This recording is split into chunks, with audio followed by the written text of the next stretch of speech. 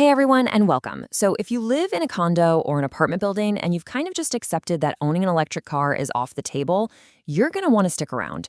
We are about to break down exactly how you can make it happen, from picking out the perfect car to understanding the brand new laws that are finally on your side. Let's get into it. First, let me just throw this out there. What if all your city driving, your commute, your errands, everything cost you just €1 a day? Yeah, €1. And what if you could pull that off without having a private garage? I know, it sounds a little too good to be true, but just hang with me here. Yep, that's the number. €1. This is not some far off dream. This is the actual, achievable daily cost for a certain kind of city driver right now in 2026. This is the one number that could totally change how you think about your car and getting around town. So, who exactly is this for? Well, we're talking about the typical urbanite. The person who pretty much lives their life within a 30-kilometer bubble.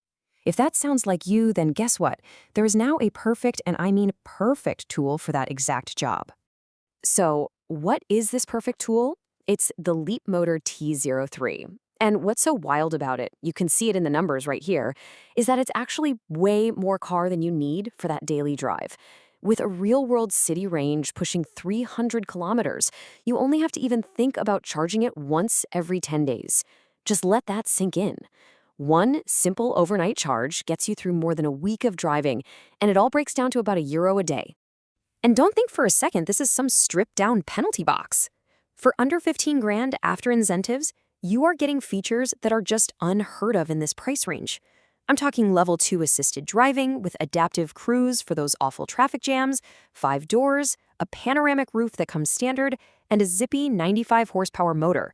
And, maybe most importantly, it's all backed up by the massive Stellantis service network, so you get the same peace of mind as if you bought a Fiat or a Peugeot.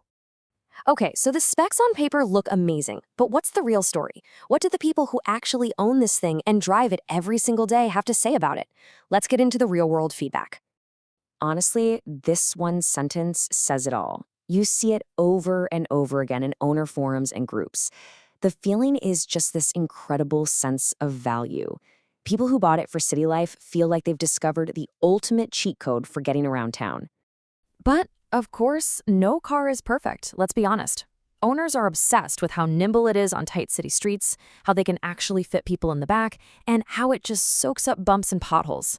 But they're also super clear about the trade-offs. The infotainment is, let's say, basic. The driver aids can be a bit too beepy.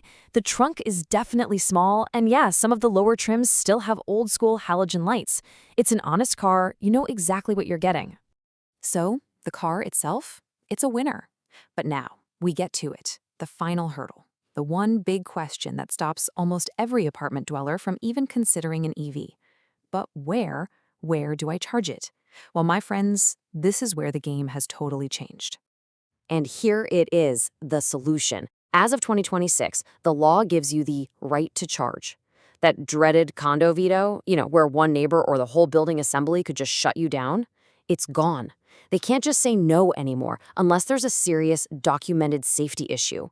This is absolutely huge for EV adoption in cities. So how does it actually work? It's a really clear 3-step process. First, you just formally notify your building administrator in writing, and you include the technical plan from your installer. Simple. Second, the building assembly gets to look at it. But remember, they can't just block you for no reason. And get this, if they don't make a decision in 3 months, the law says you can just go ahead and do it anyway. Finally, a certified technician comes and installs your own personal charging point, which only you can activate with a card or an app. Oh, and it gets even better. The government is literally going to help you pay for it. There's an incentive that covers up to 80% of the cost. For your own private spot, you can get up to €1,500 back. But here's the real kicker. If you can get some neighbors on board to install chargers in the common areas, that bonus skyrockets to a maximum of €8,000. That makes the whole thing incredibly affordable. Okay, now listen up, because this is a huge tip that's going to save you a lot of money and a major headache. You almost certainly do not need to pay for a big, expensive upgrade to your home's power supply. Since you're only charging once every 10 days, a nice, slow charge from a standard 3.7 kilowatt hookup that's the same power a lot of your home appliances use is plenty. No extra monthly fees on your electricity bill, All right, we've talked about the car, we've talked about the law, and we've talked about the money. We have officially removed the roadblocks. So now let's take all this info and turn it into a real, concrete plan to make this happen for you. This is what you can do tomorrow morning. I'm serious. 3 simple things. First, just go and measure the distance from your electricity meter to your parking spot. It'll help the electrician.